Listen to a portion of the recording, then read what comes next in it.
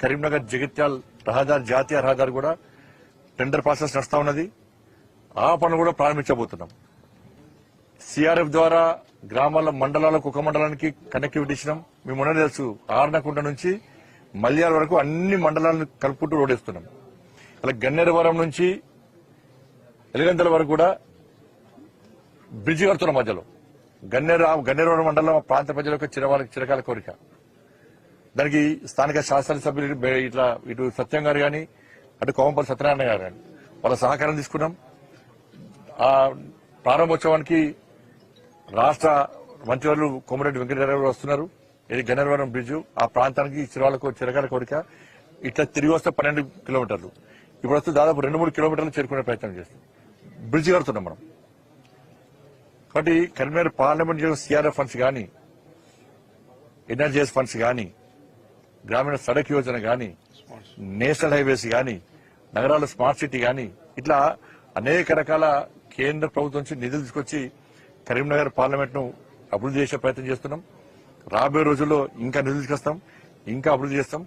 Karimnagar corporation ఈ 37 division సంబంధించి ఇక్కడ బీజేపీ గెలవదన్నారు.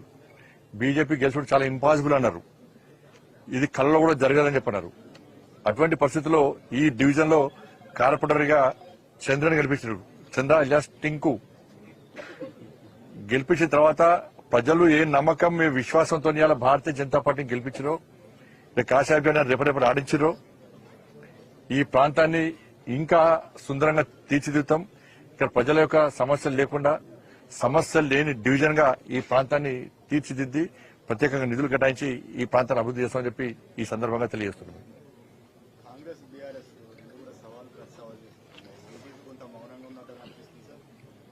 మా మౌనమైందో ప్రజలకు తెలుసు.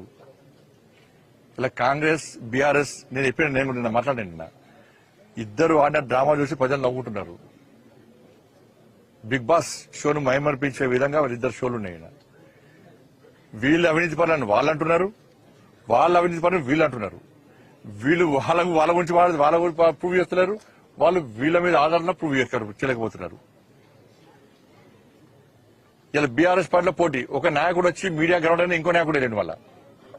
కాంగ్రెస్ పార్టీలో కూడా పోటీ, టీవీలలో కవరేజ్ కోసం, మీడియా కవరేజ్ కోసం వీళ్ళు పడ్డటువంటి తంటాలు అంతా ఇంత కావు.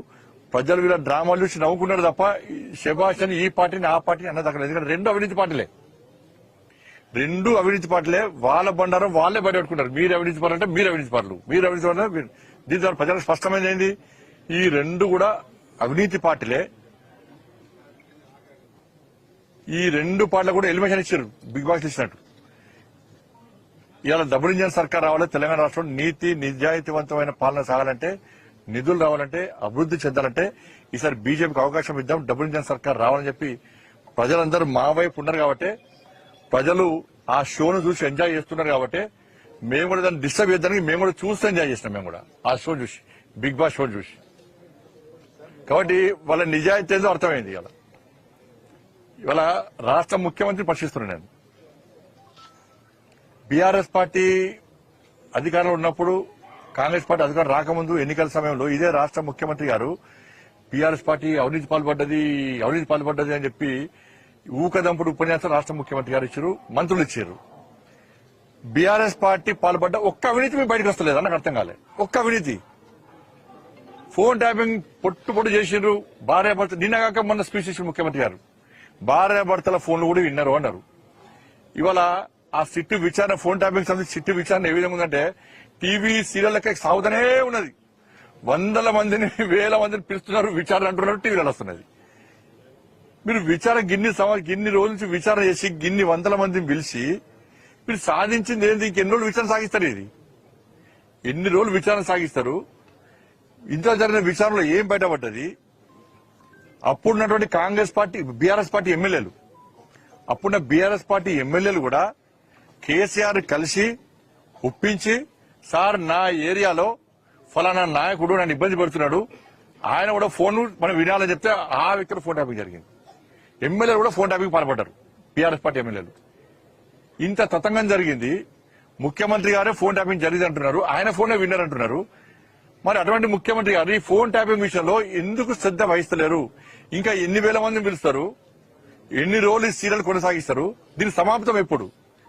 మీరు ఎప్పుడు కేసులు బుక్ చేస్తారు? ఎప్పుడు ఛార్జ్ షీట్ చేస్తారు? ఎప్పుడు నిందితులను అరెస్ట్ చేస్తారు? ఛార్జ్ షీట్ వేస్తారా యారా?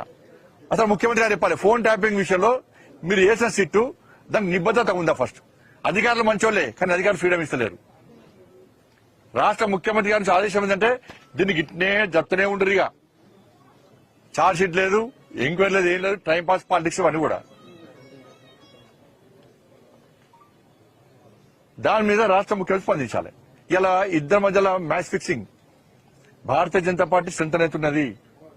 నితిన్ నబీన్ గారు తెలంగాణ రాష్ట్రంలో పయనించిన తర్వాత పార్టీ కార్యకర్తల లోపల ఇంకా జోష్ వచ్చింది. కార్యకర్తల సమావేశాలు పూర్తిసార్లు సక్సెస్ అయినాయి రామచంద్ర గారి నేతృత్వంలో.